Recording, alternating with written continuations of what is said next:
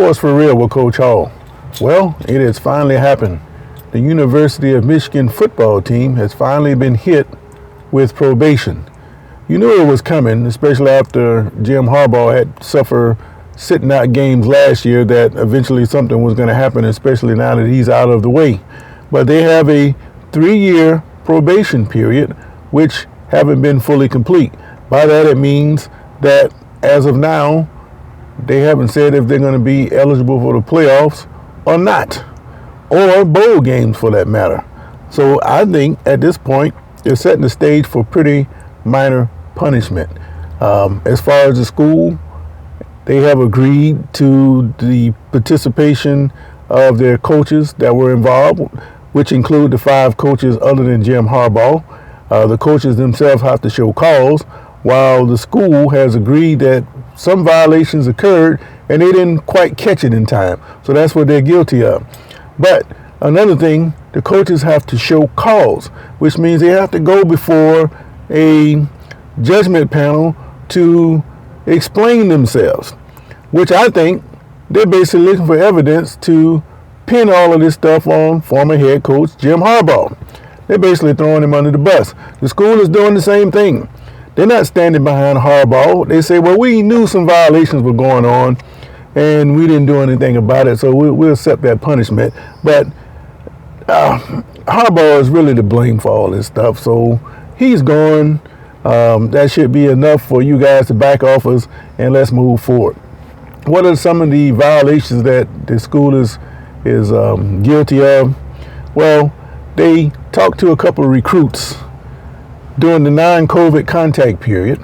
They've also guilty of texting players or potential recruits by text message during a non-contact period. A couple other things they did, they had more assistant coaches available than what's prescribed. In other words, they were using technology to do coaching.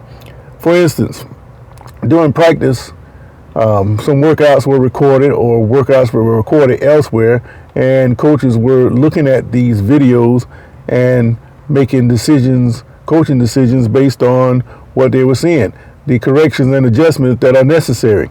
That, and along with looking at video and getting pretty much getting the edge where they weren't really supposed to have them.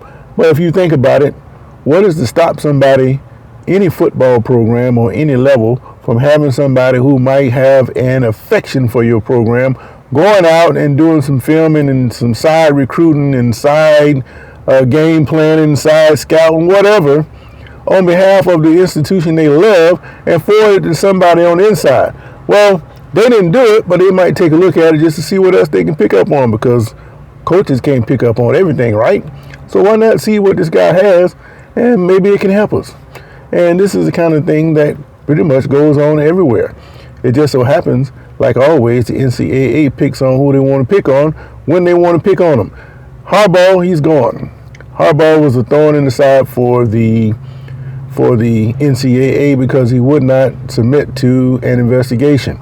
And that's one of the things that the university has agreed to the fact that Harbaugh wasn't available, and because he wasn't available, that's somewhat of a violation. And again, they pretty much sticking all the blame on Harbaugh. But he doesn't care. He got his national championships. He got all his championship bonus money. He's got all the money he's won for his gained from the university over the years. So Harbaugh is not hurting at all. He took all that bag of money and good experience and took it back to the NFL, where he's going to turn the Chargers around and they're going to be winning again. Will they get to the Super Bowl? I don't know. It's been 58 years and they hadn't made it yet. Been awful close, but they hadn't made it yet. And maybe Harbaugh is the guy to get them there. We'll see.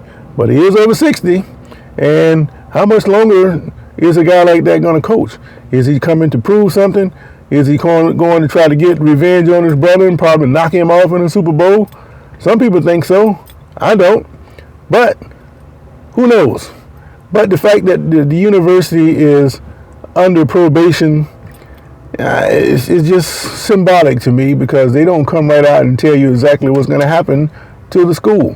they're still at this point eligible for the playoffs. And if they're eligible for the playoffs, they are still eligible for any bowl games, which means they're not going to lose any money. So look for University of Michigan to still be competitive, even though the Big Ten has been beefed up and they're going to have a tougher road from here on out. But they're still going to be competitive along with Ohio State, and it's going to be a great 2024 football season. But as of now, the Wolverines are on probation. Now, other college football news. I noticed that the University of Colorado lost a couple of people to the transfer portal. That's not unusual because everybody is switching around schools now. But this guy was a 5-star recruit who was supposed to make a major impact for the Buffaloes. Well, it's not a surprise that he's transferring because I think the guy had different ideas and expectations that wasn't quite met by the Buffaloes or Coach Sanders was willing to deal with. And I think the bucket got full with Sanders and it was time for McClain to go. Along with McClain, the final starting offensive lineman is out the door with him, Savion Washington. Who knows where he's going, but he's decided to hit the portal. Along with those two guys, you have two defensive tackles who saw some playing time last year, and you have a safety who started the first game of the season last year. He's also out the door. It's not that these guys are transferring that is major news. It's Sanders himself who is making the news. This is year 2. So it's no surprise that people are coming and going with the transfer process with him because it looks like to me he's trying to change the whole way that things are done. He's done that, but how successful has he been?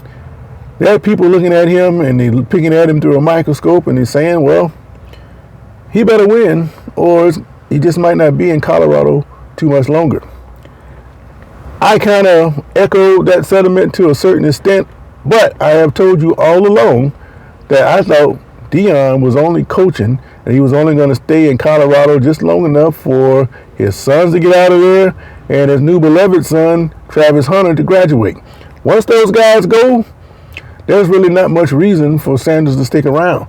Now, if his heart is truly into coaching and turning around the program and being as great as he can be, instead of just talking about how great he can be, then he's going to stick around and keep building this program. But whatever happens, even though he's going down to a lesser division, meaning the Big 12, even though the Big 12 is beefing up, I still don't think they were as strong as the Pac-12. He's still going to have to put up a shut-up. And if he has another season like he had last year, they don't have much of an excuse about why he's not winning. And then they're going to start pointing to certain things. And as he might say, we can't have that. And I want to see what he's going to do with that. So I want to keep an eye on the Buffaloes and see who comes in to replace these players he's losing. But I still think they should be a decent program, and he's going to have to prove it because last year he got away with the honeymoon period, but now people want to see improvement, and you can't keep losing 5-star recruits like a McClain, even though he might have been a thorn in the neck. You don't want to see those kind of guys go out the door. That's negative attention. And that's not the kind of attention I think Sanders wants. So there'll be something to keep your eyes on. This has been Sports for Real.